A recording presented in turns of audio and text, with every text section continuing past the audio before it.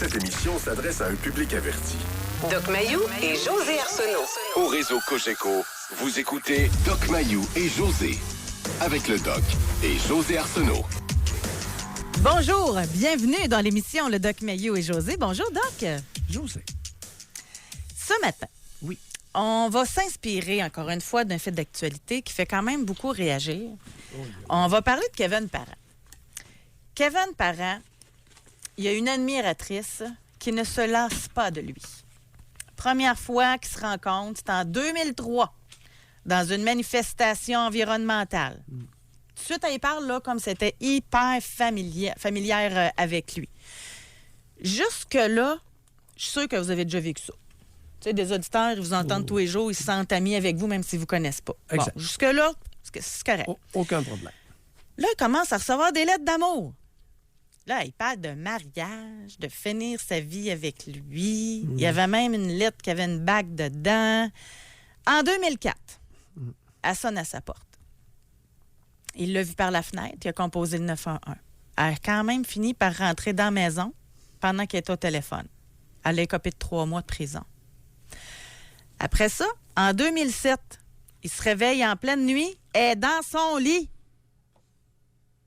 Puis elle parle doucement. Lui, il dit c'est comme si c'était normal pour elle. Elle a été déclarée non criminellement responsable pour troubles de santé mentale. Elle est maintenant accusée de harcèlement criminel parce qu'elle a recommencé à achaler Kevin Parent. Elle s'est même installée en Gaspésie il y a 5 ans pour être plus près de lui. Elle est allée le voir en spectacle, quelques fois dans la première rangée. Lui, il a même demandé qu'on la sorte de la salle. Elle est allée le rejoindre à Marina de Carleton pour lui parler. Il est parti. Il y a... ce qu'on dit, c'est qu'il n'y a cependant plus d'interdit de contact entre elle et lui. Ça, je ne le comprends pas.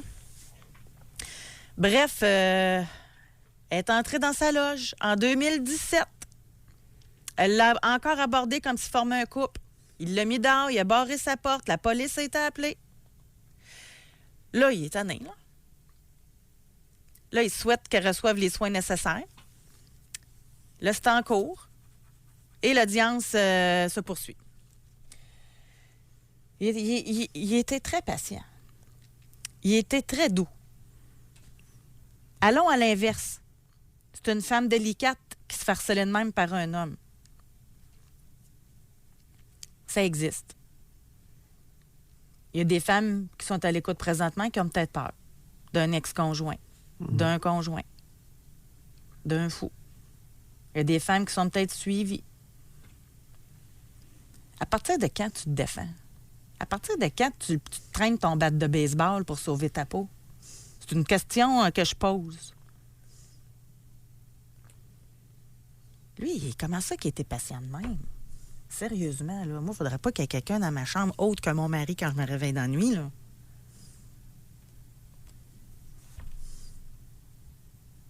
Puis en tant que psychiatre, je vous pose la question, une femme de même, là, qui a un trouble de santé mentale, c'est-tu normal qu'on la laisse aller comme ça, là? C'est vraiment gênant. Alors, en tant que psychiatre, je recommande une enquête en profondeur sur tout ce qui est arrivé sur le plan médical à cette dame-là. Elle a été déclarée non criminellement responsable, donc elle a été évaluée par des psychiatres. Elle a été confiée par le tribunal au comité d'examen des troubles mentaux, qui est un comité qui relève du tribunal administratif du Québec. Qu'est-ce qu'ils ont fait? Le comité, habituellement, confie la personne aux soins d'un psychiatre. Qu'est-ce que ce psychiatre-là a fait? En parallèle, qu'est-ce que le système judiciaire a fait pour s'assurer qu'à la moindre récidive, on l'épingle? Non, mais lui, Oui. là, il endure ça fait 15 ans. Là. Kevin Parent n'a fait pas été 15 très ans. patient, très doux. Kevin Parent est visiblement un homme bonasse. Bon, il a le droit d'être bonasse. Puis je le dis respectueusement. C'est évident. Et il nous donne un exemple de son comportement. Il soutient, dans son témoignage à Trois-Rivières, avoir tout essayé pour raisonner René Toupin. La compassion, la douceur, la pitié, la patience, le recours aux autorités policières, mais en vain. Il dit la douceur et la logique ne semblent pas fonctionner. Puis même, gars, c'est fin. Il dit je ne veux pas son mal à elle, je veux mon bien à moi. Tu sais, on sent sa bienveillance, là. Non, mais la bonasserie, chers amis, si c'était une femme avec un homme qui est psychotique, sa vie serait en danger. Elle aurait très bien pu, je vous donne un exemple, elle aurait très bien pu, en 2007, lorsqu'elle s'est introduite au beau milieu de la nuit dans sa chambre, avoir un couteau avec elle. Ben, c'est ça. Parce que c'est une malade psychiatrique. Écoute, elle a été déclarée non criminellement responsable pour cause de troubles mentaux. J'ai pas besoin de l'examiner. C'est évident. Elle a été reconnue non criminellement responsable pour cause de maladie mentale. Donc, elle a une maladie mentale. Elle aurait pu, dans sa maladie, elle aurait très bien pu avoir un couteau, puis elle aurait très bien pu le piquer avec le couteau. Je ne suis pas prophète de malheur, là, puis je n'exagère pas. Quand est-ce que le système va s'assurer de son efficacité et faire enquête dans des cas aussi patents? Ah non, c'est... Et là, aujourd'hui, moi, j'aimerais ça demander aux auditeurs. Tu sais, ça, Oui. c'est un cas, là. C'est une personnalité connue Oui. avec une fan. Bon. Là, c'est juste notre point de départ. Mais vous, là, avez-vous déjà eu peur pour votre sécurité? Avez-vous déjà eu peur? Et là, on ne parle pas d'une tempête de neige. Là, on parle de quelqu'un qui vous harcèle, qui vous suit, qui vous fait des menaces. Comment avez-vous réagi? Je sais, l'image est forte, là, mais à partir de quand que tu le sors, ton bat de baseball, puis disent, là, ça fait... Il y a 2 jours, en fin de semaine, il y a eu un article qui m'a vraiment impressionné. Est-ce que tu savais qu'aux États-Unis, 23 du marché des armes à feu concerne les femmes? Pour leur protection? On ne disait pas pourquoi. 23 du marché des armes aux États-Unis est dédié aux femmes. C'est quasiment une personne sur 4. C'est comme c'est tout ça. Mon calcul est bon? Le marché de détail des armes à feu va à 23 aux femmes aux États-Unis. Il doit y en avoir quelques-unes, une couple qui se sentent menacées. Mais il y a peut-être des chasseurs là-dedans. Là. Il y a peut-être... Ouais, mais vous dire de quoi? Si tu te sens menacé, puis tu vis aux États-Unis, puis tu as le droit comme ça d'avoir une arme à la maison, etc., je sais pas, moi, je penserais peut-être. Tu sais, on entend des histoires de femmes, là. Une des premières mesures, surprenamment, une des premières mesures que le président du Brésil a pris, un de ses premiers décrets, a été d'autoriser l'accès beaucoup plus facile aux armes à feu pour défendre son domicile au Brésil. Ils sont 209 millions d'habitants. Un des premiers décrets, c'est de faciliter l'accès aux armes à feu pour se défendre dans son domicile. Il doit y avoir une couple de personnes qui se sentent menacées et une couple de personnes qui sont menaçantes. Mais revenons... Si le système n'est pas suffisamment efficace, il y a des mesures qui vont se prendre, Josée. Là, je vais juste répondre. Oui. Semblerait-il là, que à Gatineau, ils ont très de la misère à nous entendre. Je ne sais pas pourquoi. Là, je reçois plein de textos actuellement. Fait que pendant la pause, là, on va communiquer.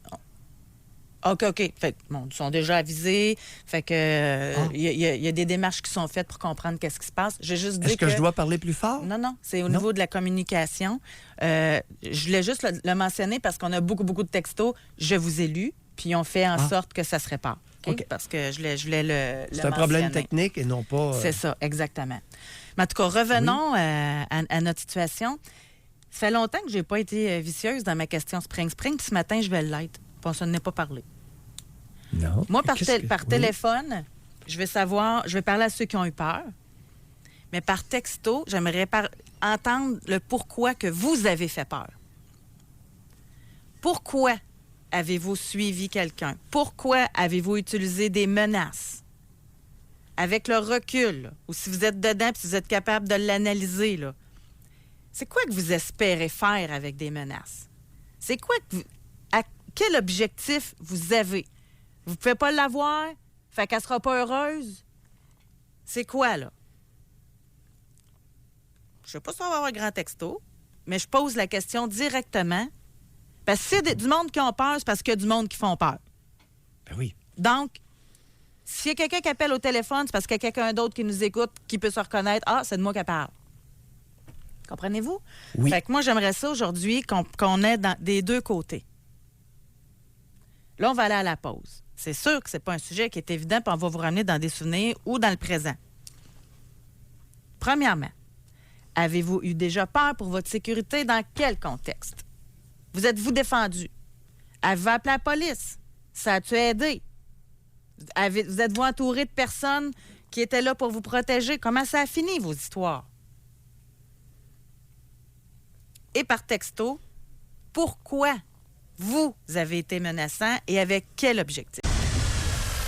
Jusqu'à 11h, au réseau Cogeco. Doc Mayou. Doc Mayou et José. Et José Arsenault. Avec le Doc et José Arsenault. Aujourd'hui, c'est sûr qu'on part d'une grosse histoire. On part de l'histoire en plus avec quelqu'un qui a un trouble de santé mentale. Mais en passant, là, ça se peut qu'il y ait des gens, des familles qui ont peur aussi pour leur sécurité parce que leur enfant est schizophrène ou a des épisodes sûrement, encore là, Doc Mayou, ça doit vous dire quelque chose, c'est en plein dans votre champ d'expertise. Puis ça peut être une conjointe aussi. On veut vous parler aujourd'hui. Avez-vous déjà eu peur pour votre sécurité? Mais il me semble que tu n'agis pas pareil avec un ex-violent qu'avec ta conjointe que tu sais qu'elle a des troubles de santé mentale. C'est peut-être pour ça qu'il était pogné de même, lui, Kevin Parent. Tu sais, c'est une personne vulnérable, qu'elle agit comme ça dû à son problème de santé mentale. C'est pas facile, là. C'est que là, c'est une femme, généralement, écoute, ce matin, on me parlait d'obsession. On n'est pas... René Toupin, je ne l'ai pas examiné. Elle n'est pas obsédée par Kevin Parent. Elle délire sur Kevin Parent. Elle a été reconnue coupable, non criminellement responsable, pour cause de troubles mentaux. Alors, je présume qu'on parlait d'une psychose. Hein, non pas d'une simple obsession. Oui, mais ça dure 15 ans, par exemple. C'est un délire, ça dure-tu longtemps de même? Oui. Alors, oui, un délire, ça peut être à vie. Alors qu'une obsession peut être beaucoup plus temporaire. Alors, il y a un concept qui s'appelle l'érotomanie, c'est-à-dire un délire érotique, des idées délirantes érotiques des croyances que quelqu'un peut développer, que l'autre est en amour avec soi, alors que c'est pas le cas du tout. Ça fait qu'elle lui parlait de mariage, bague, et elle s'adresse à lui comme si elle était sa conjointe. Elle, dans sa tête, c'est sa conjointe, là. Ben oui. Alors, c'est clair que, d'après tout ce qui nous est rapporté, on n'a pas entendu sa version, mais ça fait longtemps que ça dure. Et il y a un élément de dangerosité. D'accord. Quand c'est une femme qui délire sur un homme, elles sont beaucoup moins violentes que lorsque c'est un homme qui a un délire érotique sur une femme. Parce que l'homme, quand il va réaliser qu'elle n'en veut pas, il va sauter dessus. À peu près à coup sûr. Alors que la femme va, elle a frappé dans la porte, elle s'est présentée chez lui, elle s'est introduite en pleine nuit dans sa maison. Oui, il y a une certaine violence, mais, puis je le dis, j'ai l'impression que dans ce cas-là, on a complètement banalisé. Le système a échoué lamentablement à protéger un citoyen qui n'était pas agressif. Bien, pourquoi qu'on a des systèmes... Pourquoi qu'on a mis en place des systèmes? C'est pour protéger qui? Ceux qui sont capables de se défendre, puis de régler le problème. Dans la nuit, il aurait très bien pu l'attlancher puis en maudire une. Et puis, je peux t'assurer qu'il ne serait rien arrivé. Au niveau légal, au niveau juridique. Parce que, écoute, un intrus dans ta chambre, là, comme tu disais tout à l'heure, quand est-ce que tu sors le bat de baseball? Non, mais c'est parce que là, lui, en plus, il faut qu'il se ramasse au palais de justice. Ça, il me semble, c'est clair, là.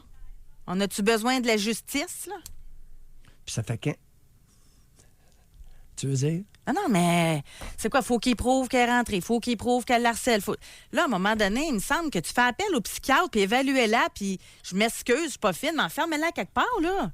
Là, ça marche plus, Tout à là. Oui. Puis elle a déjà été... Elle a été expertisée en psychiatrie, puisqu'elle a été déclarée Ouais. non criminellement Fait que là, c'est de même responsable que ça va finir pour encore. cause de troubles mentaux. Ça va finir Elle de a été même. expertisée. Prenez des mesures efficaces. Mais comment se fait-il que cette femme-là, après 15 ans, est en liberté? Expliquez-moi ça, quelqu'un.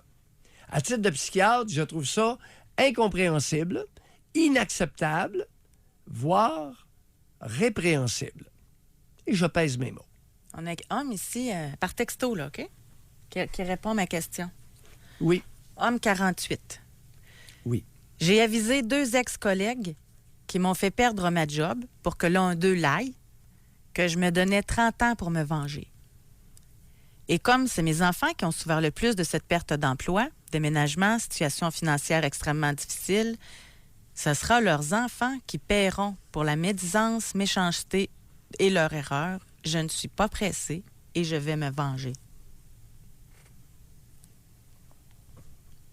C'est peurant, ça. Bon. Chers auditeurs, il y a des comportements de méchanceté qui pourraient vous valoir des représailles.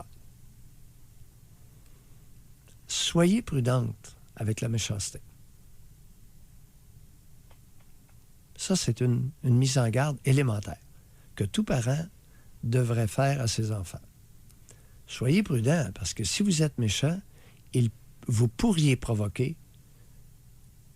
J'encourage pas le monde à faire ça, mais c'est humain. Vous pourriez provoquer des réactions qui vont être à votre détriment. Comment se fait-il qu'on n'éduque pas les fillettes à beaucoup plus de prudence face à la méchanceté au Québec?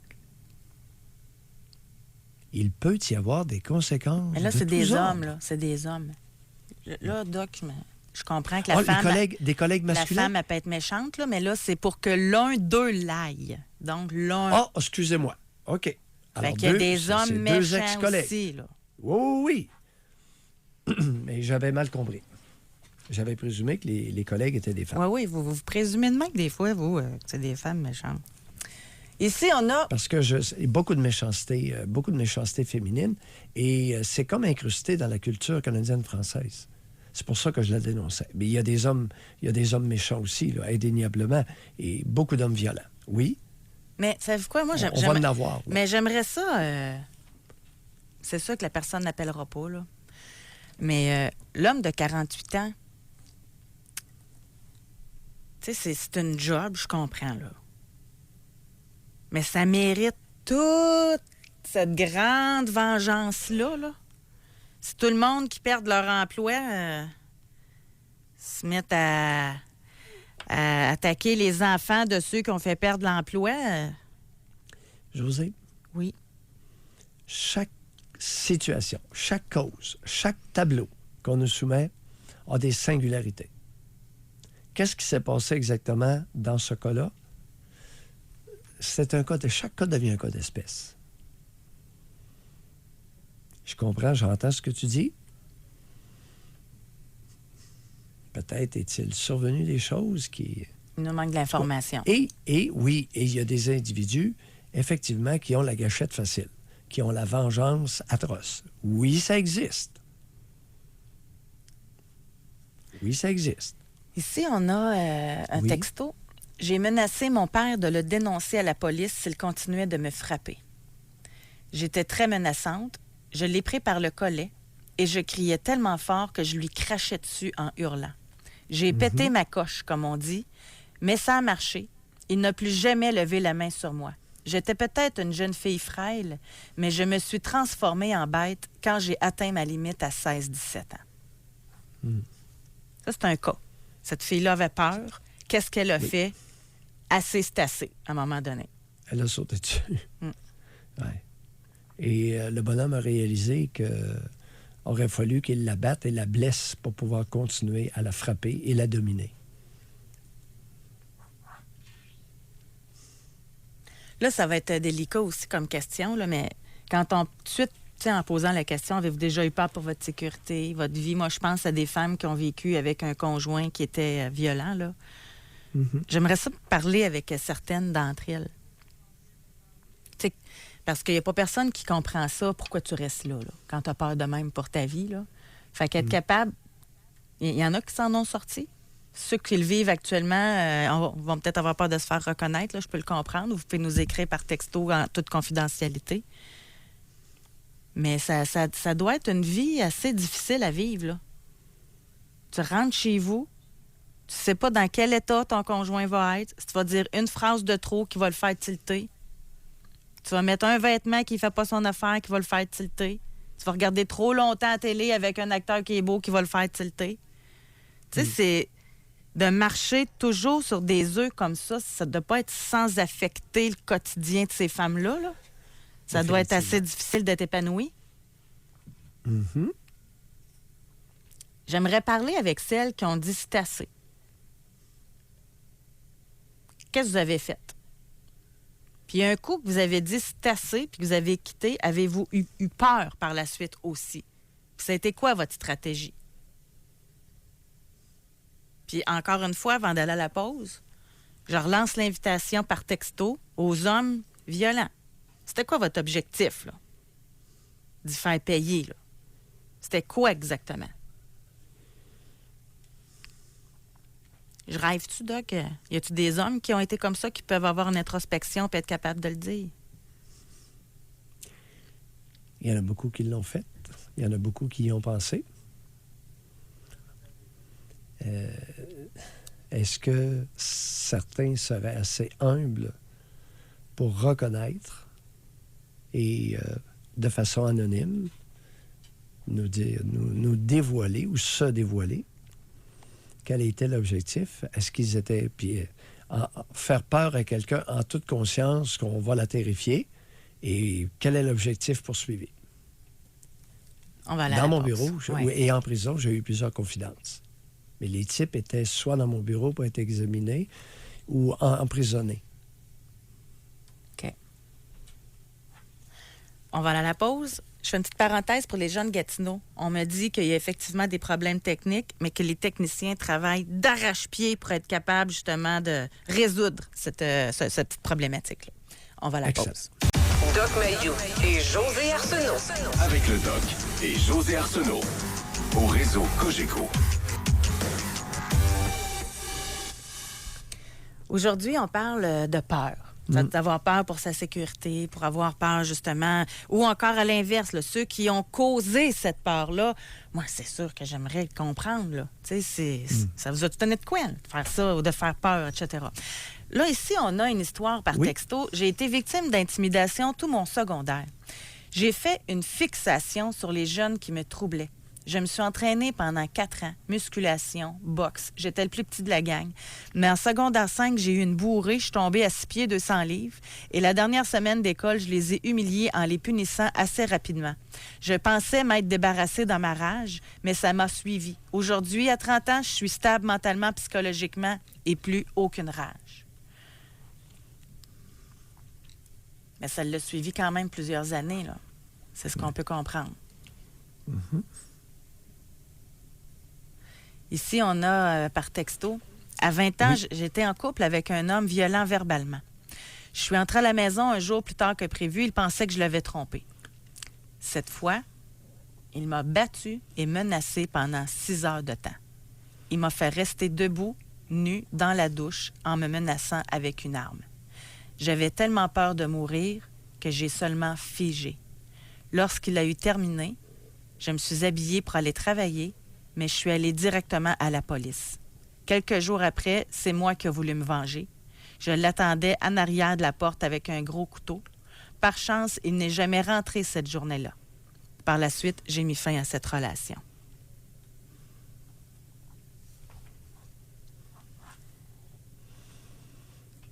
Ça doit arriver souvent, ça, que des femmes battues se couchent le soir en se faisant plein de scénarios là, pour se débarrasser de l'autre. Là.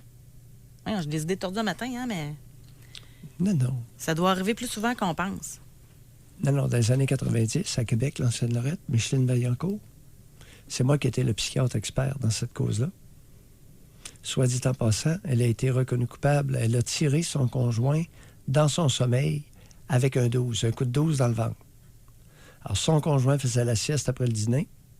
Elle a pris le 12 dans le garde-robe, elle a mis une balle dedans. Paf, dans le ventre. Il ne s'est jamais réveillé. Elle a été reconnue coupable de meurtre au premier degré par un jury de 9 femmes, 3 hommes. Son avocat était, à l'époque, Maître Laurence Corriveau, et j'étais le psychiatre expert. Puis elle était violentée beaucoup, son conjoint était violent, c'est ça? Il y a eu un procès, et les femmes jurées n'en ont pas tenu compte. Qu'elle avait été violentée? Oui. Écoute bien la suite. Attends, Maître Laurence. 9 femmes, moi j'aurais été sûre de gagner le procès là, à la place de Maître Corriveau. Là. 9 femmes. Bon. Alors, le midi, Suzanne, sa fille, Suzanne Corriveau, qui est criminaliste, et moi, étions au dîner. Maître Laurence arrive, tout triomphant, et il dit « On va gagner! » Il y a 9 femmes sur le jury. Il avait un gros accent irlandais. Suzanne et moi, on s'est regardés. Et on lui a dit, peut-être ce sera le contraire. Hein? Un jury de 9 femmes. Je la comprends pas, celle-là.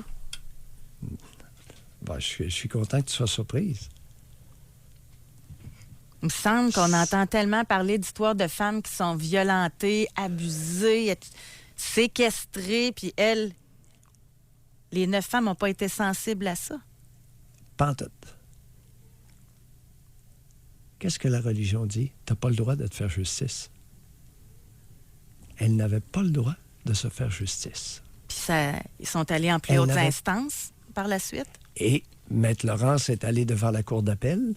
Imagine-toi que 3 juges, sur le banc, sans prendre la cause en délibéré, ont acquitté Micheline Vaillancourt, et elle est sortie par la porte principale du palais de justice. Elle avait été condamnée à la prison à vie pour le meurtre de son conjoint. Il y avait 2 arrêts de Cour suprême que le juge de première instance et les jurés avaient négligés. L'arrêt Colette Pétel et l'arrêt Angélica Lavallée. 2 arrêts de Cour suprême. L'histoire de Colette Pétel, c'est très simple. Elle est assise chez elle, arrive sa fille avec un homme, un jeune homme. Le jeune homme sort un pistolet, met ça sur la table.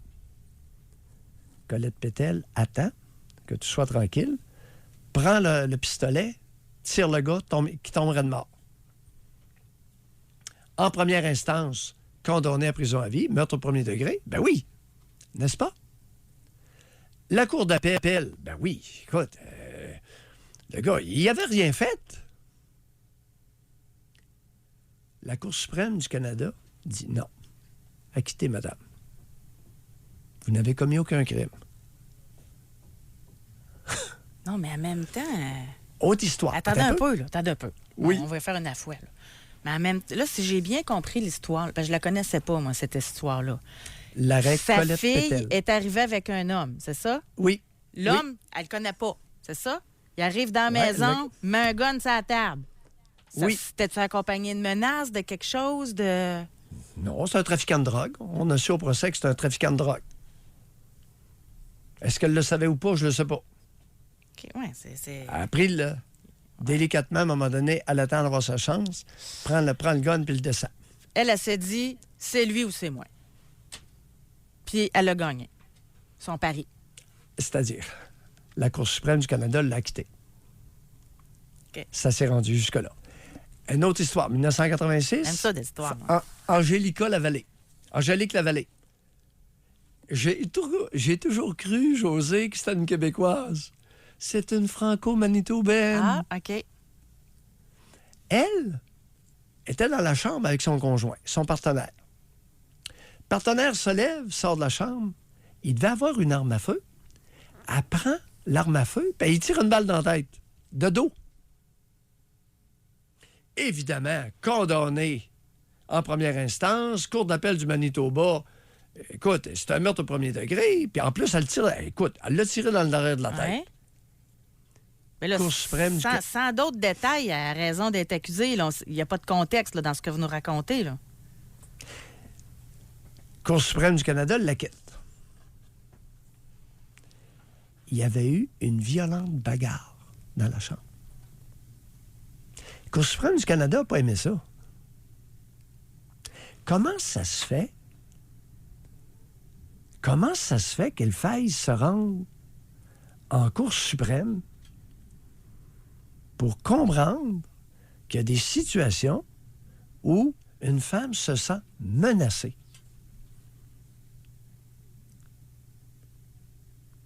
Oui, mais il l'avait juste battu. Il n'a pas voulu la tuer, il l'avait juste battu. Non. Hein? Michel Maillancourt, son conjoint, qui était maçon, il n'a jamais essayé de la tuer.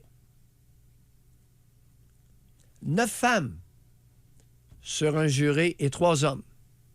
Meurtre au premier degré. Elle n'avait pas le droit de le tuer. La cour d'appel dit elle était légitimée. Oui, mais il avait juste fait des menaces. Il n'a jamais rien fait. Il avait simplement dit que si elle le quittait, il la trouverait et il ferait la peau. Écoute, c'est une menace, ça. Hein? Il l'aurait-tu fait? On ne le sait pas.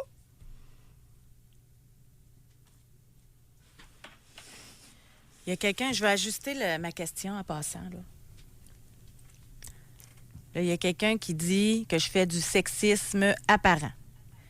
Parce que là, je demande aux femmes violentées de nous appeler. Les femmes qui ont eu peur et que je dis pas les hommes qui ont eu peur ou qui ont été violentés. Vous pouvez téléphoner aussi les hommes pas de problème. si vous avez eu peur de votre conjointe. Puis j'en ai déjà entendu. Donc, il y en a qui ont eu peur. Oui. J'ai œuvré dans une couple de dossiers où il y en a une, entre autres, dans la Beauce, qui a été reconnue coupable d'avoir eu recours, d'avoir payé pour faire tuer son conjoint. Donc, il y a des femmes qui peuvent prendre des mesures. Peut-être pas directement elles, mais elles peuvent engager quelqu'un pour tuer un conjoint. Oh oui, ça existe, chers amis. Ici, on a oui. homme 29 ans gay.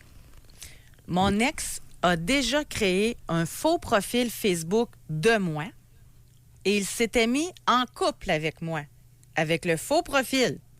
Il s'envoyait même des petits messages comme « Bon matin, mon amour. Hey, faut-tu être fou? La catchez-vous? » Tu sais, par Facebook, tu as un profil, là, OK? Mais son ex, il avait inventé un autre profil, mais au nom de l'auditeur à qui on parle, là. C'est spécial, là. Et là, il est en relation avec quelqu'un d'autre. Et son conjoint actuel a déjà eu des menaces de mort et nous harcèle régulièrement depuis 5 ans. J'ai été voir la police, mais ils n'ont rien fait. Là, il nous manque des détails, là. Mais j'espère que c'est pas vrai, là, que la police ne fait rien. Puis des fois, c'est peut-être difficile aussi de faire des suivis, je le sais pas. Là, je veux pas les accuser à tort. Il nous manque beaucoup d'infos. Il y a des problèmes sociétaux qu'on explore peu. Et moi, la question qui me trotte dans la tête aujourd'hui, c'est comment se fait-il qu'aux États-Unis, 23 % du marché, le marché au détail des armes à feu, est par les femmes? Aïe aïe. Il y a quelque chose qui se passe, là. C'est pas la chasse à l'ours, là. On a homme 36. Oui. Mon ancien propriétaire, quelqu'un d'extrêmement désagréable, ne voulait pas me redonner mes chèques post-datés lorsque j'ai cédé mon bail en toute légalité. Je n'avais pas à payer pour les faire annuler. Je l'ai donc menacé. J'ai même fait le guet devant chez lui un soir, cagoule à portée de main, prête à lui donner la volée de sa vie. Heureusement pour lui et pour moi, il a fini par me les redonner.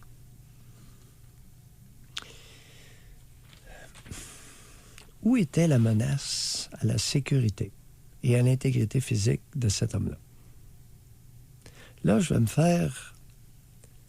C'est rare que j'ai à faire ça. Mais où était la menace à son intégrité physique, sa sécurité? À l'homme 36, là? Oui, à l'homme d'Atlantique. Mais non. Alors, chers auditeurs, vous seriez, à raison, mis dans le trouble solide. On ne fait pas ça. Pour des chèques qu'il n'avait qu'à canceller. J'ai l'impression que notre homme de 36 ans cherchait un exutoire à une agressivité refoulée. Mais des fois, Ça sent pas la légitime des défense fois, du c'est tout, là. ça, hein? Non, mais Ben c'est parce oui. qu'on demandait, ceux qui font peur puis qui menacent, c'est pas de la légitime défense. L'homme violent, il bat pas sa femme parce qu'il a peur. C'est pour ça qu'on pose la question, là. Je ne suis pas d'accord avec son geste, mais je vous remercie d'avoir écrit pour nous permettre de savoir Oui. ce qui se trame, là. Tu sais, chez certaines personnes, intérieurement. Là. Dans leur tête. Exact. Tu sais, Dans comme leur cet tête, homme-là. il- Ça, je veux qu'on oui. y aille là-dessus, là. Lui, Oui. cet homme-là, il appellera pas, là, mais j'aurais aimé ça parce qu'on aurait pu y aller avec vous dans cette direction-là. C'était qui, dans le fond, que vous en voulez le plus dans votre vie? C'était qui que vous aimeriez faire peur pour de vrai, là, à part que l'ancien propriétaire? Qui vous a enragé Oui. et que vous avez refoulé, rage que vous avez refoulé? Parce que là c'est vraiment disproportionné. Mais c'est Ça n'a ça. aucun sens. C'est ça. On ne peut plus parler de légitime défense pour une histoire de chèque post-daté que le type lui a pas remis encore. Écoute, menace, a fait le guet, cagoule. Ben oui, mais... Voler de cher sa vie. auditeur, voler de sa vie, si vous le tuez. Vous savez très bien que 2 coups de poing à main nue peuvent tuer quelqu'un. Pour des chèques post-datés, là. Est-ce qu'on est dans la légitime défense? Non. On n'est plus là. Bon, là, j'essaie de quoi encore, là? Oui. Puis on va le faire unisexe, là. Pas unisexe, mais on va le faire pour tout le monde, là. Vous faites-vous peur des fois? Ressentez-vous une frustration à l'intérieur de vous, là, qui vous fait peur? Peur de faire un geste que vous allez regretter. Ça pourrait être le fun. Ben, le mot « le fun » n'est pas bien utilisé, là, mais ça pourrait être intéressant d'en discuter avec Doc Mayou, là. Ici, on a par texto Oui. « Je suis un homme et j'ai vécu de la violence de la part de ma conjointe. J'ai eu à plusieurs reprises des menaces avec un couteau, violence verbale et physique. J'ai enduré ce calvaire 16 ans de peur qu'elle ne s'attaque à notre fille. Par chance, elle a fini par faire appel au 911 dans un excès de rage et les policiers m'ont sorti pour ma protection. Je suis maintenant séparée et je commence seulement à m'en remettre. »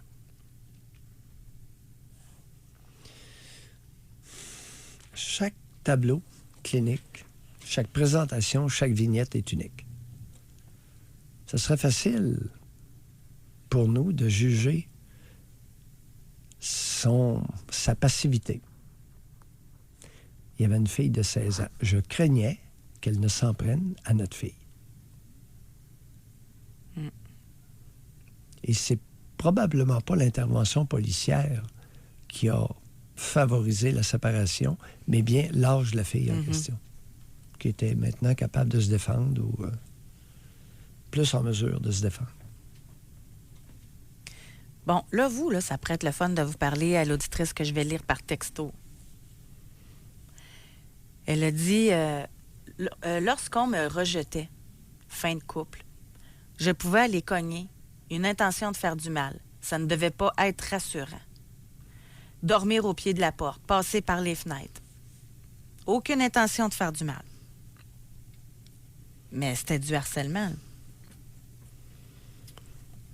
Là, vous pourriez nous contacter pour nous expliquer pourquoi vous ressentiez le besoin de faire ça. Comment pouvez-vous être aussi agressive et essayer de nous faire croire que vous n'êtes pas mal intentionné? Voyons, chère auditrice, si vous me consultiez, je vous poserais la question suivante.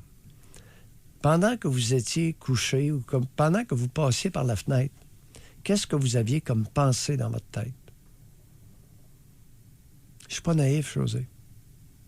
Elle essaie de se rassurer qu'elle entrait par infraction lorsque un homme n'en voulait plus et qu'elle n'avait aucune intention agressive. Ça s'appelle, madame, du déni. Et je peux vous assurer que si vous me consultiez, je m'assurerai que ce que vous venez de dire est vrai. Alors qu'il y a 95 % de chances que ce soit un mécanisme de défense inconscient et qu'il y avait des idées agressives. Pas jolies. Ça vient... Sabotage, mettre le feu, Ouais. voler, détruire. Je prends du temps, là. On a tard un petit peu, mais puisqu'on est là-dedans, là.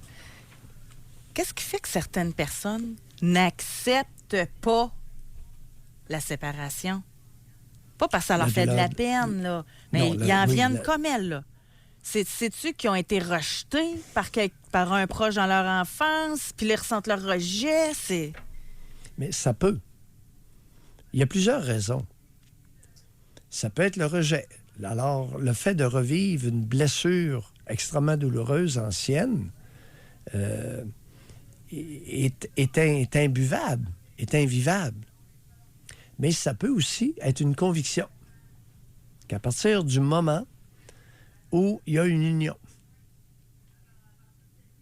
t'es à moi, je suis à toi, pour le meilleur et pour le pire, jusqu'à ce que la mort nous sépare. Puis il y en a que c'est au sens propre, là. Alors, beaucoup d'adultes prennent ça au sens propre. Beaucoup de femmes croient, et beaucoup d'hommes et de femmes croient qu'à partir du moment où il y a eu pénétration sexuelle, il y a une appartenance l'un à l'autre. Il y a une soudure.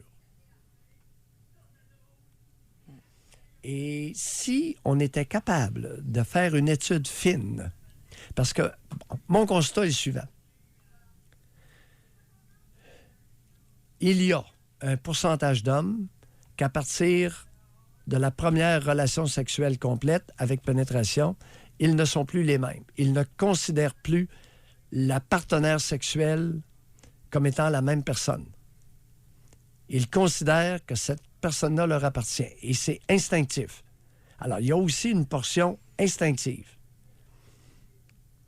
Dans les deux genres, tu m'as pénétré, t'es à moi.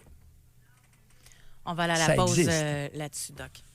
Alors, continuez de nous texter. Je sais que c'est pas un sujet facile au téléphone, là. Oh oui. Continuez de nous texter. Pourquoi? Puis encore là, merci à l'auditrice. On en discute, mais merci à l'auditrice Oui. de nous l'écrire, ce qu'elle a vécu. Ben là. oui. Continuez de le faire. Avez-vous été... avez-vous tilté à un moment donné? C'est un peu ça, là, en bon québécois. Là. Est-ce que...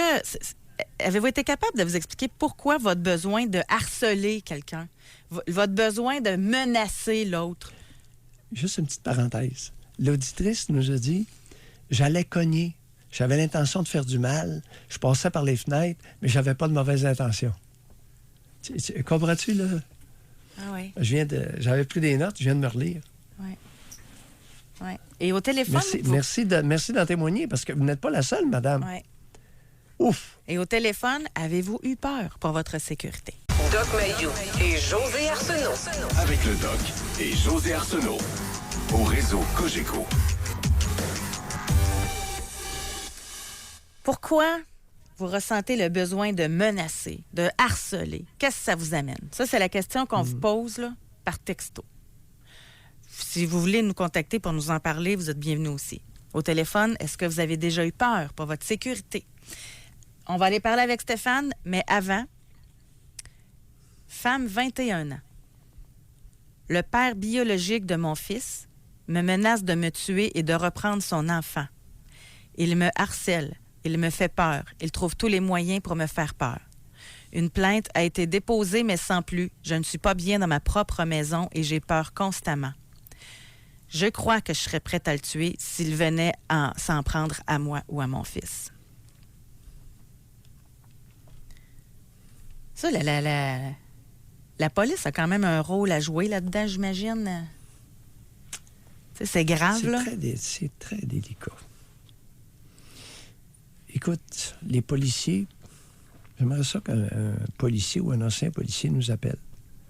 Parce que il y a des femmes qui mentent. Il y a des femmes qui exagèrent. Et il y a des femmes qui disent la stricte vérité. comment tu fais comme policier? Parce que le type, là, fort probablement, va tout nier. Il va dire, ben non. Ben non. Alors là, face à une version contradictoire, lequel que tu crois?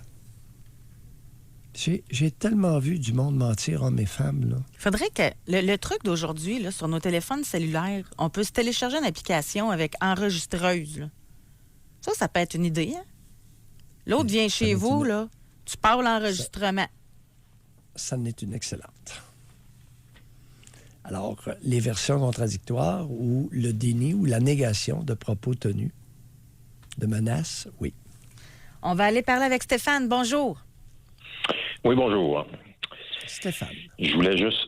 Oui, bonjour. Je voulais témoigner qu'une situation semblable à Kevin Parent m'est déjà arrivée, il y a quelques années, avec une femme sur une période d'à peu près 3 ans, qui a pris une tournure d'enquête policière criminelle et qu'avec le recul, j'agirais autrement aujourd'hui. Ah oui? Que via une enquête policière ou peu importe. Là. Ça a été très long, fastidieux. Pardon? Oui. Oui, allez-y. L'essentiel des faits de la L'essentiel, j'ai rencontré cette femme-là, j'ai eu une relation sexuelle avec. Ensuite, j'ai pas voulu poursuivre parce que j'avais des indices qu'elle était plus ou moins stable, ou en tout cas, j'avais des indices qui faisaient que je voulais pas poursuivre. Et j'ai mis fin à la relation, puis elle a pas voulu. Elle n'a pas accepté. Ouais. Fait que ça a été quoi son comportement après? Harcèlement via les réseaux sociaux. Des faux profils. Elle a fait des accusations que je l'avais battu à mort. Des faux profils. Écoutez, j'ai porté plainte à la police peut-être un an et demi après, parce que là, j'avais une nouvelle conjointe. Et là, elle faisait des menaces de mort à ma nouvelle conjointe et à ma mère, à ma famille. Mais bon, c'était une femme qui n'était pas nécessairement physiquement menaçante. Puis moi, je suis pas du genre à être heureux dans la vie, là. Je fais des arts martiaux et tout, puis sauf qu'avec le temps, ça met une pression, ça met un stress que je pensais pas vivre dans ma vie. Puis là, ça a donné que j'ai tombé gravement malade, que j'étais invalide pendant ces années-là. C'est là que j'ai porté plainte, parce que je me sentais pas en force de me défendre ou de me mettre en sécurité moi-même. Puis dans l'enquête policière, écoutez, il y a eu des milliers de téléphones à mon cellulaire, comme à mon téléphone de maison. Elle me faisait surveiller la maison que je fréquentais. Les preuves ont été établies. Elle a été rencontrée par l'enquêtrice, qui a fait un très bon travail, mais ça a pris 2 ans avant que les preuves se fassent d'une manière que le dossier se monte. Parce qu'avec les policiers, c'est pas ce que j'ai vécu, en tout cas personnellement, c'est que c'est pas une priorité non plus. Fait que aussitôt qu'ils ont des cas, des hold-up ou des vols ou peu importe, des cas, puis là, ils prennent des vacances. Fait que ça prend 1 an, 2 ans, 3 ans, qui fait que ça fait un stress énorme. En tout cas, puis je suis pas de genre à être stressé dans la vie puis peu heureux, quoi que ce soit, mais moi, la prochaine fois, supposons que ça m'arrive, je vais m'en occuper moi-même. Mais juste avant, ça s'est terminé... juste avant, ça s'est terminé comment, là? Ça s'est terminé que l'enquêtrice est allée la rencontrer avec la preuve.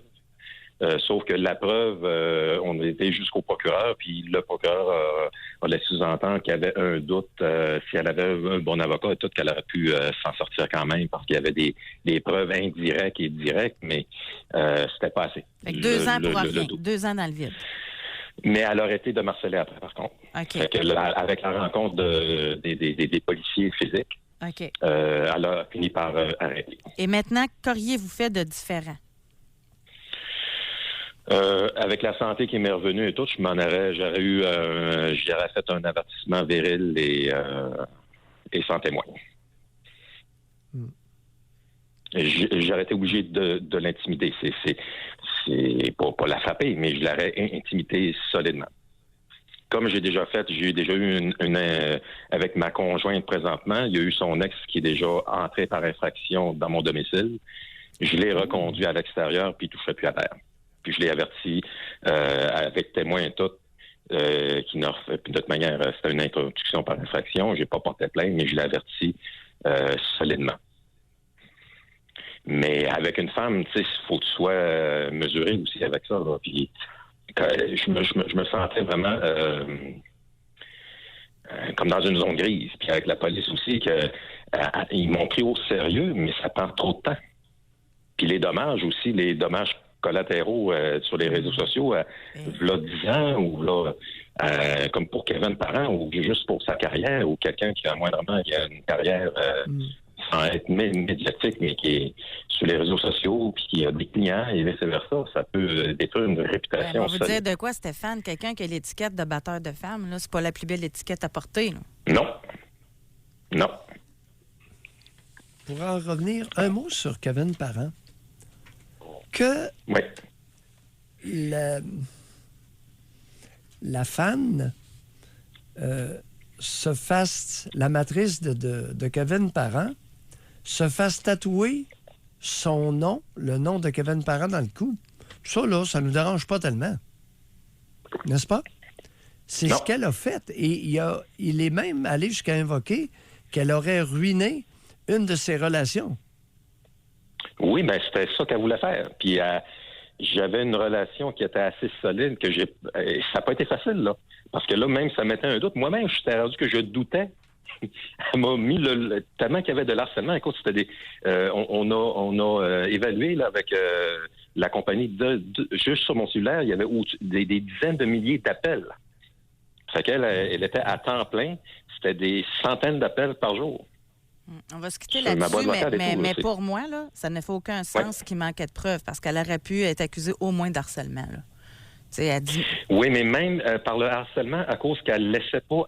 elle avait son frère qui était enquêteur à la GRC, puis elle connaissait assez la loi pour dire qu'elle ne parlait pas. Quand elle arrivait sur la boîte vocale et tout, c'était pas elle. Où elle intervenait, elle faisait du harcèlement sur les réseaux sociaux, mais sur un faux profil. OK. Bien, merci beaucoup, Stéphane. OK. Merci. Au revoir. On va aller à la pause. Ça passe des affaires. Oui. Ça passe des choses. Oui. On va aller à la pause. Continuez de nous écrire. On a des gens qui nous écrivent leurs histoires où ils ont eu peur. Pourquoi ils sont partis? Comment ça s'est passé? C'est pas joli. Il y a plus de violence qu'on le pense. Mais c'est de la violence taboue. Ça se dit pas, cette violence-là.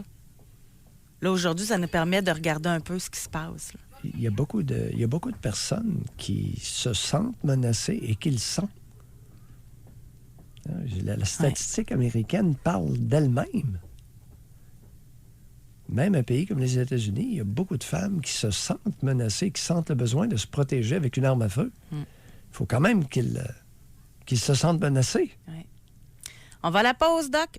Continuez de nous écrire. C'est quoi votre besoin de menacer, d'être violent? Qu'est-ce que ça vous a apporté? Le contrôle, c'est quoi?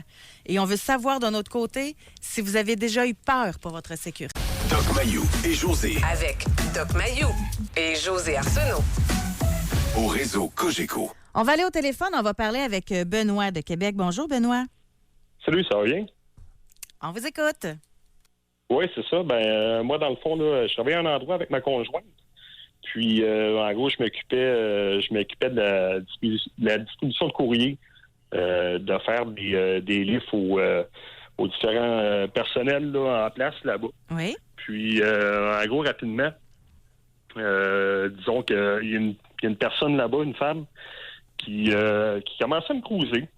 Puis moi, j'étais peut-être un peu naïf. Là, je me dis, elle me cruise peut-être pas vraiment, elle est peut-être juste gentille puis polie. Surtout que madame est en couple, puis que, pardon, moi aussi, j'étais en couple. Puis c'est ça, de fil en aiguille. À un moment donné, il y a eu des commentaires qui se sont passés. Puis, en gros, c'est ça. Quand j'ai été clair, dans le fond, que j'étais pas intéressé, Benoît, des commentaires comme quoi? Qu'est-ce qu'elle a fait comme commentaire? Disons, sur ses préférences sexuelles, des trucs comme ça. Moi, je me sentais pas à l'aise là-dedans. Puis, en gros, c'est ça. Elle a commencé à vous parler de sexe, là, c'est ça? Oui, carrément. Elle a commencé, au début, c'était bien friendly. Là, genre, on devrait peut-être aller prendre un verre. Moi, comme je savais qu'elle était en couple, j'y répondais, pourquoi pas? J'irai avec ma conjointe, puis t'amèneras ton conjoint. Tu sais, il n'y a pas de mal. Puis c'est ça, à un moment donné, là, de fil en aiguille, ça a juste empiré. Puis en gros, là, les commentaires ont commencé à être comment je pourrais dire ça? Je me sentais mal à l'aise là-dedans. J'en ai parlé à ma conjointe toute.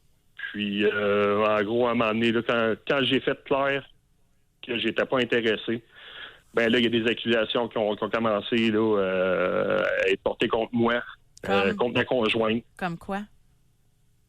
Des commentaires, des accusations de nature sexuelle. Là, comme quoi que j'avais eu un comportement déplacé au travail, que ma conjointe a vu un comportement déplacé. Des trucs vraiment là vraiment désagréables. Des accusations là, comme quoi là, je trempais dans des affaires de drogue, importation. Je vous niaise pas. Elle a accusé ma conjointe, puis c'est pas des blagues, elle a accusé ma conjointe de faire partie du crime organisé. Des trucs sans qu'une tête. Ça a fini comment? Ça a fini que mon employeur m'a rencontré dans son bureau. Grosso modo, là, il m'a dit qu'il y avait des accusations là, de nature sexuelle portées contre moi. Puis, c'est un jeudi. Non, attendez un peu. Des plaintes, accusations, ça, c'est au palais de justice. Est-ce qu'elle a fait des... Est-ce qu'elle a fait des plaintes à la police qui, eux, vous ont accusé? Là, non, moi, monsieur, là, moi, je suis un ancien militaire, puis madame est civile. Oui, attends un peu. Des accusations de nature sexuelle. Est-ce que vous référez à des plaintes à l'employeur? Oui, elle a fait une plainte. Elle a fait une plainte à mon employeur, à ce qu'on appelle ma chaîne de commandement. Puis là, ben, ma chaîne de commandement, mon boss militaire m'a rencontré. Il m'a dit, ben, regarde, on a des soupçons que c'est ça. Oh, c'est dans le système militaire, OK. Exactement. Fait que eux autres ont pas pris de chance. On dit, regarde, mon grand, c'est un jeudi, hein, si tu vas rentrer chez vous, il est 9h15. Tu vas prendre ta fin de semaine. Lundi, tu rentres ici, tu fais ton casier avec escorté, puis tu sors du site, mon homme. Fait que j'ai fait, ben, pas de problème. Là, j'ai demandé, je voudrais savoir c'est quoi la nature des accusations. Je voudrais pouvoir me défendre. Puis en gros, on m'a répondu, ben, écoute, si tu veux des détails, si tu veux, tu fais une demande de loi d'accès à l'information. Pour savoir vos accusations. Ça prend une demande d'accès à l'information. C'est donc bien spécial. La nature des plaintes. Ben là. Parce qu'il y a vous n'avez pas été... Outils. Oui, il y a des outils qui existent déjà. Oui, les mots sont importants ici, là. Vous n'êtes pas passé devant la cour martiale, là. Non, Avez-vous été accusé par les forces armées? Non? Non. OK. Non, c'est une plainte à l'employeur militaire et vos responsables vous ont mis dehors? Ils m'ont réaffecté ailleurs, puis on m'a tout bonnement dit, écoute, il reste 6 mois avant ta retraite. Tu resteras chez vous, mon vieux. Puis merci, bonsoir. Ah, OK. Vous avez été réaffecté en attendant votre retraite. Réaffecté, disons, à la maison. Puis ça va être ça qui est ça. Est-ce que votre conjointe est militaire? Non, civile. OK. Puis madame aussi est civile. Oui, ça, je l'ai compris, que c'était une civile. Et vous aviez été affecté à la distribution de courrier. Qu'est-ce que vous voulez dire par là? Dans le fond, il y a du courrier, disons, sensible, protégé, ABC, secret. Oui. C'est ça, que le commun des mortels n'est pas autorisé à transporter si vous n'avez pas une autorisation de sécurité. Moi, j'avais cette autorisation-là. C'est ça. Fait que là, je vous suis. Voyage, elle vous a donc bien fait du tort, cette femme-là. Oui, c'est pas fini, madame. C'est pas fini. Ma conjointe s'est fait éclater ses pneus. On a des courriels, là, comme quoi, là, c'est écrit noir sur blanc, là, quand il fait rouler à terre, la tête à terre. Des trucs vraiment désagréables. Puis le cauchemar continue. Ça fait 1 an et demi. Mais là, avec ces preuves-là que vous avez en plus, ça va bien aller pour vous défendre, là. Si vous l'avez écrit noir sur blanc en courriel, ces menaces-là. Ben, moi là, j'ai fait ce qu'on appelle un grief. Puis, j'attends encore la réponse. J'ai pas de nouvelles. Écoutez, là, c'est ça. Je suis un peu découragé, mais regarde, qu'est-ce que vous voulez que je fasse? Est-ce que vous avez porté plainte à la police militaire et à la police civile? Oui, Okay. et ma conjointe n'a pas... moi, j'ai pas été voir la police civile. Non. Mais ma conjointe, puis moi, on était voir l'IMP, la police militaire. Il y a des rapports qui existent. Écoutez, là, ça fait... avec quoi qu'elle aurait crevé vos pneus? C'est des clous. Avec quoi? Des clous. Pas mes pneus à moi, les pneus de ma conjointe. Oui, l'auto de votre conjoint? Oui. 3 clous dans un pneu à m'emmener. On a été au garage 3 fois. La vitre en avant cassée. Des enfants dans le même, là. Oui, ça peut brasser, Benoît. Ah, on l'a perdu. Oui. Ouais. Alors, il y a des femmes qui tolèrent très mal. Il y a une histoire un peu semblable, là, où j'ai dû intervenir, José. Ou une civile avec quelqu'un qui faisait partie d'une institution.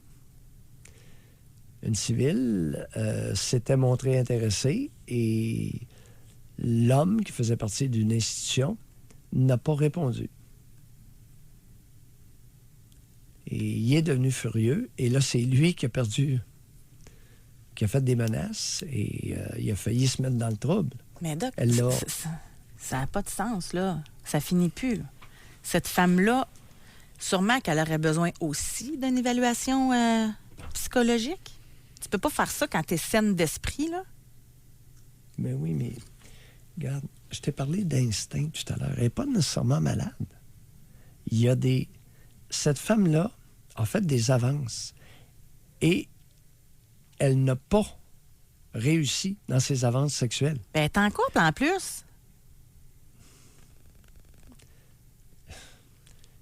L'histoire du couple, là. Non, je comprends. Respectueusement, fuck le couple. On peut dire d'autres mots, là, mais on comprend ce que vous voulez dire. Ça n'a aucune valeur, ça n'est même pas pertinent à la discussion. Non, mais à la limite, tu sais, une frustrée sexuelle qui se fait longtemps qu'elle est toute seule, puis... raison de plus, il y a beaucoup de femmes en couple qui sont beaucoup plus frustrées que des célibataires. Mais pour que ça dure autant, qu'elle invente des histoires, qu'elle crève des pneus, que... Tabarouette, tu peux pas être sain d'esprit pour faire ça. Il y a des hommes et des femmes qui vivent l'intimité au niveau de leurs instincts animaux. L'humain n'est pas une créature de Dieu. Tu veux pas tomber là-dessus. Arrêtez ça, là. Arrêtez ça. L'humain est un animal raisonnable, parfois. On espère le plus souvent possible. Non, mais elle aurait pu briser la relation amoureuse, en plus de notre auditeur Benoît, là, avec sa conjointe aussi. Il y en a qui ont peut-être réussi, hein? Imagine-toi donc que ça, c'était dans le collimateur. C'est minimal. On s'arrête, on va à la pause. Merci, Benoît, de nous avoir parlé. Bonne chance pour le futur. Ouais. Au retour, on va parler avec Martine et Daniel. Doc Mayou et José Arsenault. Le Doc Mayou et José, c'est le Doc et José. Au réseau Cogeco. On va aller parler tout de suite avec Daniel qui nous appelle de l'Estrie. Bonjour, Daniel. Bonjour, moi, c'est pour expliquer un petit peu mon cas pour les conjoints violents. Moi, ça fait, 3 ans et demi que ma relation est terminée avec lui, et puis j'ai pas fini encore à la cour. Moi, j'ai une ordonnance de probation pour qu'il reste loin de moi parce que j'étais en service de garde.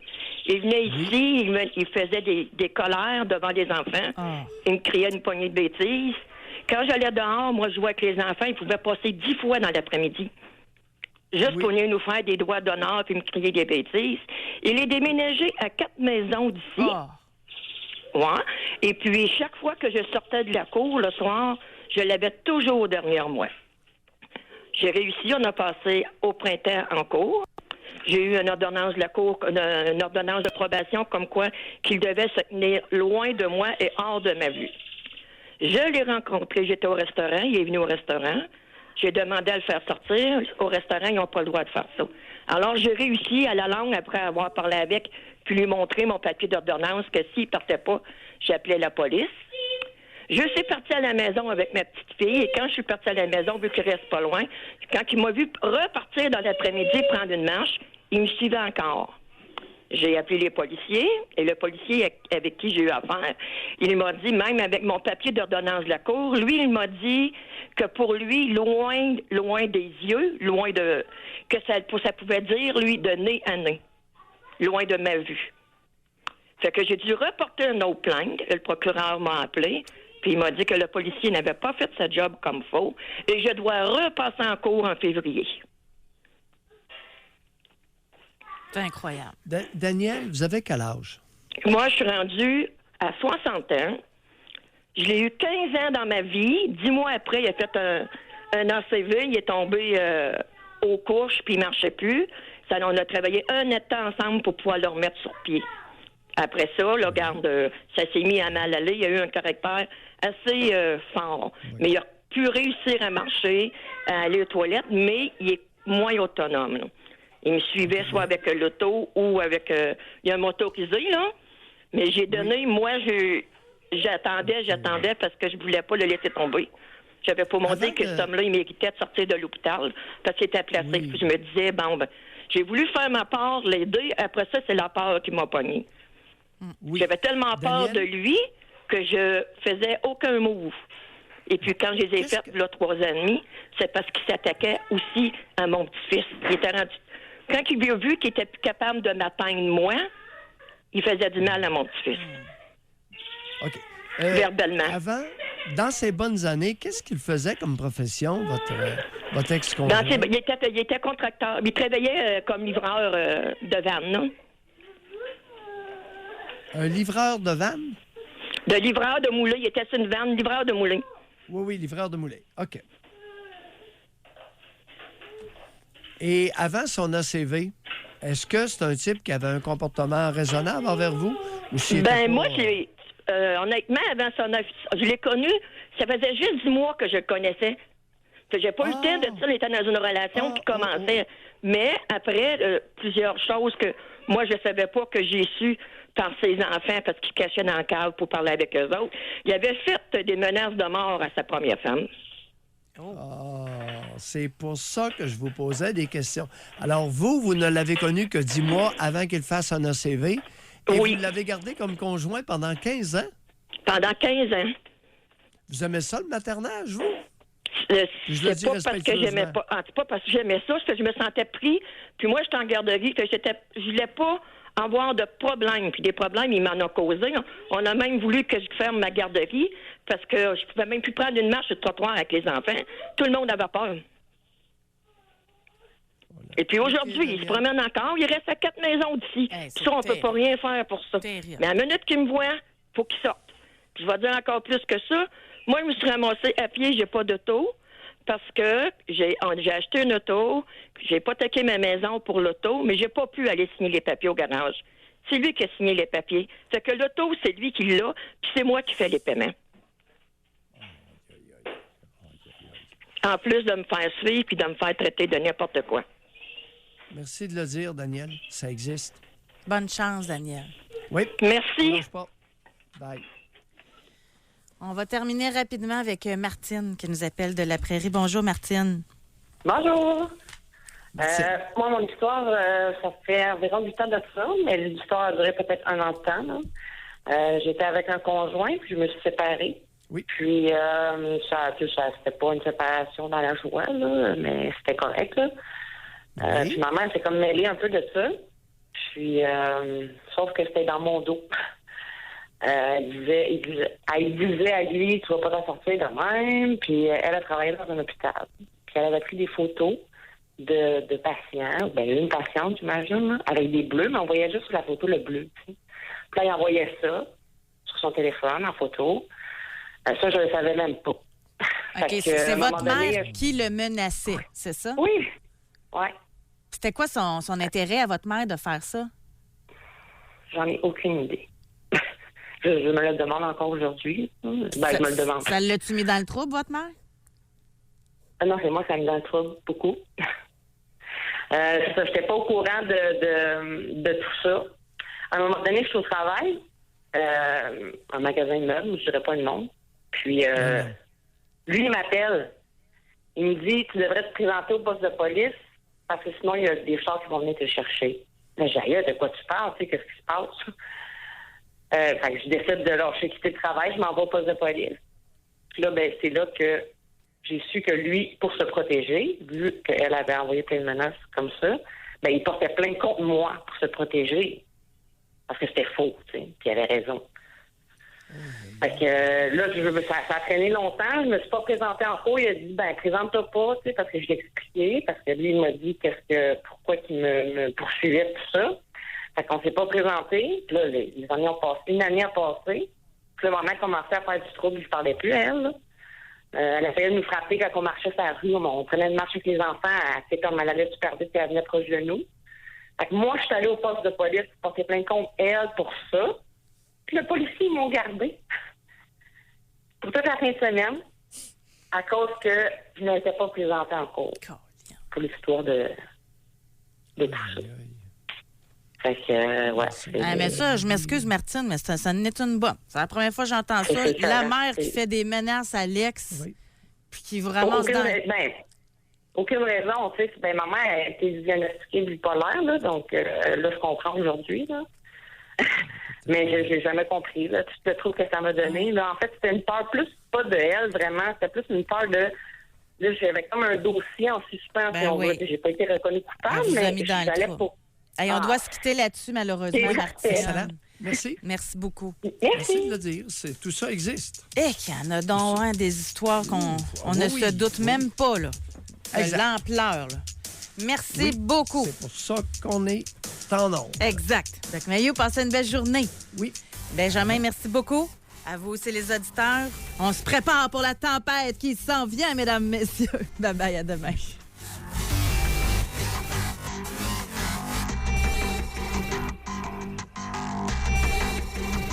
Doc Mayou et José. Soyez là demain, 9h30, pour une autre édition du Doc Mayou et José.